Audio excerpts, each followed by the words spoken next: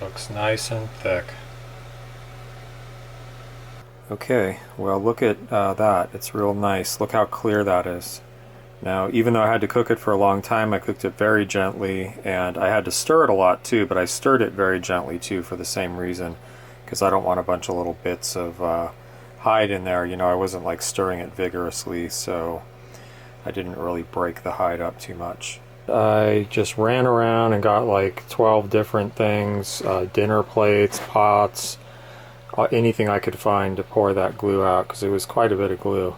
So this is how this works. There's an interplay between three factors. How high quality is the glue, like how much adhesion, how strong is it, how much water is in it, and what the temperature is. So I have this gel. This is a pretty thick gel. It should be very strong glue. Both of those things help a lot. And I got the water content down pretty low, but it's warm. You know, it's still about 80 degrees in here. And I don't know for sure that this will gel to the point where I can handle it at 80 degrees. So what I need is I need it to be cool enough to handle and not stick to things. So I need to be able to take these sheets, cut them up, handle them a little bit, put them on a basket or piece of cloth or lay them out here on the table or something, and not have them stick to anything.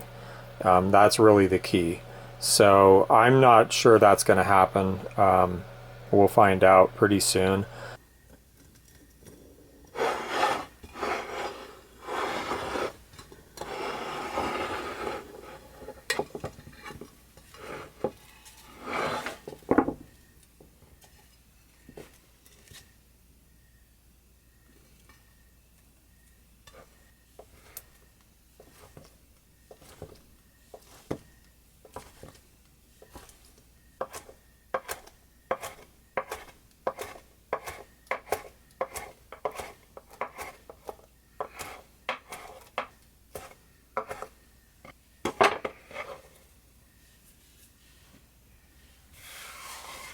Okay, remember again, it's the trinity of glue quality, moisture content, and temperature.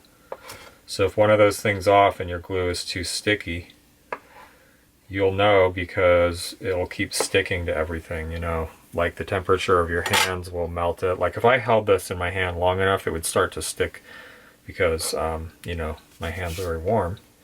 You know, handling it briefly is no problem. Yeah, it sticks to itself a little bit, but if you just rub it, it kind of falls apart. This is really at an excellent stage for cutting, I think. Now they grind this glue too when it's dry. So that's better too because it dissolves quicker. I mean, it's more convenient for the user. Also in the old days, glue is often cut into larger pieces and laid on nets to dry. So on a net, there's obviously good air circulation and there's very little of the glue touching anything. You don't want to dry glue when there's a thunderstorm because the ozone will ruin the glue and cause it to run and become just, you know, weak and ruined. I don't know how much it's affected while it's cooking. I don't think it's affected too much. But if you're drying it or using it, apparently that's a problem. We don't really get thunderstorms here very often. Very, very rarely.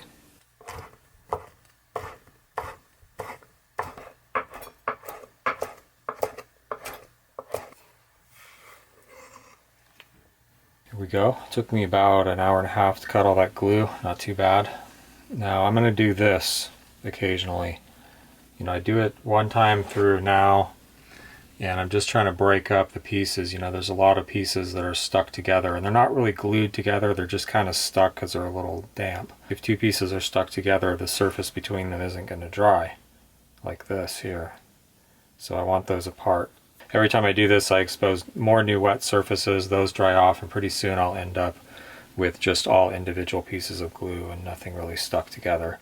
So it's going to be hot today. I know it's going to get hot in here, but by that time this is going to be you know, mostly dry. By the time it's pretty dry, you could actually just put it in the sun and dry it and it would be fine.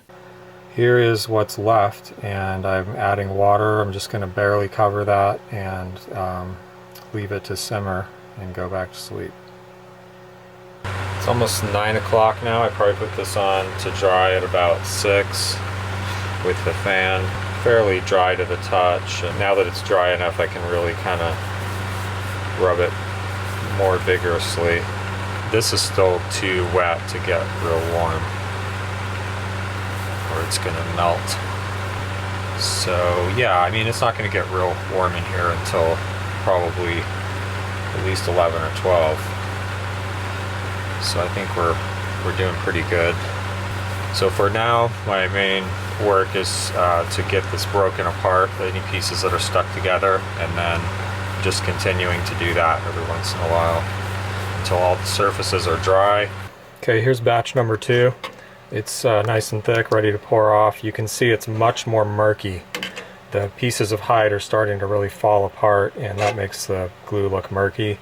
I'm sure that this is still going to be quite strong. I mean, just from the way it looks, I'm sure it'll be good glue, but weaker than the last batch. Now, I've really noticed that if you do it a third time, like if I cook these pieces, they're usually, the glue is noticeably thinner and more, just doesn't seem to have the same strength or gelling capacity or whatever. So I'm going to pour this off, and I'll probably try to do a third cook just because I'm interested in whether it works or not. And even if I make really crappy glue, I could probably use that in some kind of industrial application, you know, maybe with some kind of paint thing, or who knows what in the future. So I probably will make a third cook as well.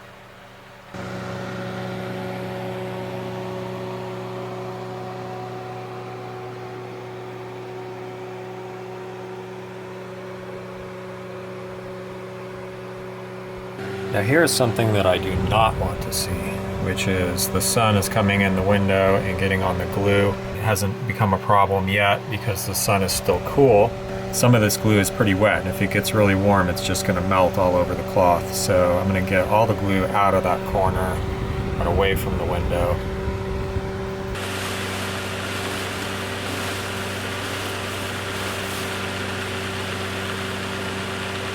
I would say this glue is probably half dry. It's pretty safe now. Most of it's fairly dry and isn't going to stick to anything. You know, every minute that passes, they're drier and safer. I took a few of the wettest pieces I could find and stuck them on the windowsill here just to see if we can get it to melt. So just even, 15 minutes later, the stuff is totally melting all over the place. So you can imagine what a mess that would make on a basket or, cloth or something. So check out this piece I just set there on the left. You see that? You see how it's indented on the sides? That's what it does, is it shrinks and dries. So I'm going to leave that in the sun for a little while, and we'll see the difference between all of those. Okay, so here we are, maybe 15 minutes later. This is still nice and firm. It's not sticking, no problem. So there you go. That's about what you need to have before you get this stuff real warm. Well, here's our glue. It is reduced about half in bulk probably, and it's been drying for 11 hours, I think, since I started cutting. And it's mostly dry. It's definitely in the safe zone. It doesn't matter how hot it gets in here now. It's all going to dry. It's not going to melt or anything like that.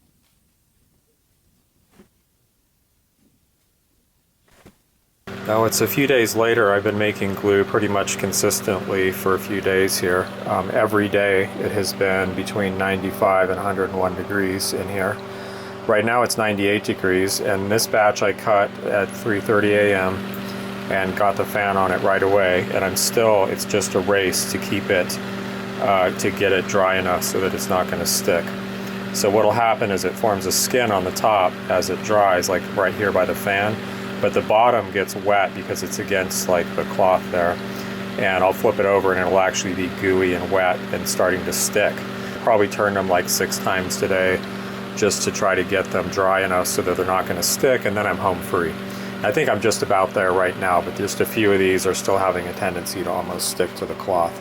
Now down here where there's actually more air movement further from the fan, believe it or not, that's just how it's working here.